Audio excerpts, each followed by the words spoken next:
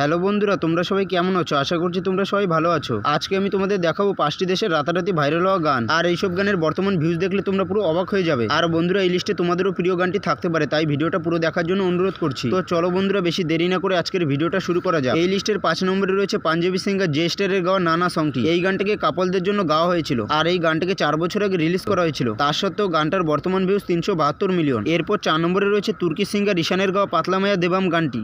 Selam durmak yok omi patlamaya devam yok bundan sonra। আর এই গানটা টিকটকে প্রচুর পরিমাণে ভাইরাল হয়েছিল। এই গানটা 3 বছর আগে রিলিজ করা হয়েছিল। গানটার বর্তমান ভিউজ 34 মিলিয়ন। এরপর 3 নম্বরে রয়েছে কলকাতার অনির্বাণের গাওয়া তোমার ঘরে বসত করে কয়জনা। যারা ভালোবাসায় ধোকা খেয়েছে তাদের জন্য এই গানটা পারফেক্ট। একজনে ছবি আঁকে এক মন আরেকজন সে রং মাখে আর এই গানটা রিলিজ হওয়ার সাথে সাথে বাঙালির মনে জায়গা করে নিয়েছিল। আর এই গানটাকে বাংলাদেশের লোকেরা অনেক পছন্দ করেছিল। আর এই গানটাকে 2 বছর আগে রিলিজ করা হয়েছিল। গানটার বর্তমান ভিউজ 29 মিলিয়ন। এরপর 2 নম্বরে রয়েছে ব্ল্যাক পিঙ্কের গাওয়া কিল দিস ইজ লাভ গানটা। আর এই গানটাকে 4 বছর আগে রিলিজ করা হয়েছিল। আর এই গানটা রাতারাতি ভাইরাল হয়ে গিয়েছিল। আর এই গানটার বর্তমান ভিউজ 1.9 বিলিয়ন। এরপর 1 নম্বরে রয়েছে বাংলাদেশি সং এক সুন্দরী মাইয়া।